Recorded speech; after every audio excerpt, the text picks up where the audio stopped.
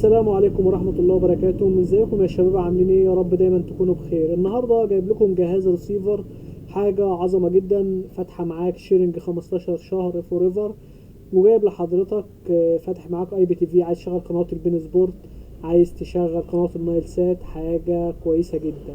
تعالى كده مفرجكم على الجهاز زي ما حضراتكم شايفين كده، سيناتور 4040.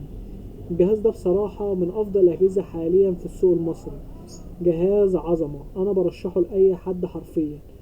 الجهاز طبعا سريع جدا، بيجي معانا برامة واحد، وطبعا شركة سيناتور لا يعلى عليها، سيلفر ألفا.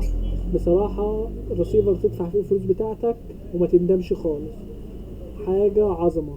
والصورة بتاعته طبعا فول اتش دي 1080. بصراحة رسيفر جامد جدا. تعالوا اما افرجكم كده على الرسيفر. بسم الله الرحمن الرحيم. الرسيفر بيجي معانا بالشكل ده زي ما حضراتكم شايفين كده، بيجي معانا بمدخل اتش دي، بيدعم معانا مدخل اتش دي، بيشتغل معانا على التلفزيون وبيشتغل معانا على الشاشة. وطبعا بيجي معانا بعدسة الرقمية والادابتور اللان ده، وبيجي معانا بمدخل يو اس بي عشان حضرتك لو معاك فلاشة عايز تشغل فرح، عايز تشغل اي حاجة.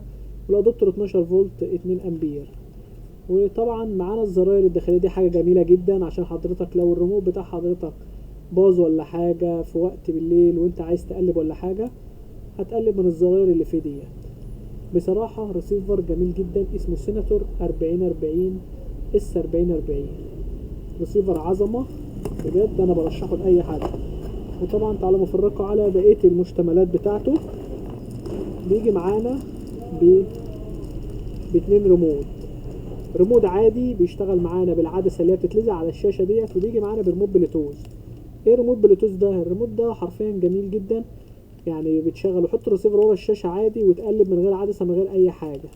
بصراحه ريموت جميل جدا، حاجه كويسه. وبيجي معانا طبعا دي العدسه اللي انا حضراتكم بقول لكم عليها، وبيجي معانا بوصلة الاتش دي، والادابتور الجميل جدا 12 فولت 2 امبير عشان ما يبص معاك على طول بسرعة. انا برشحه لاي حد الريسيفر ده على ضمانتي. اي محل جنبك، اي حد محتاج اي حاجة نقدر نشحنها له باذن الله، نقدر نوفرها له. وما تنساش صلي على النبي. السلام عليكم.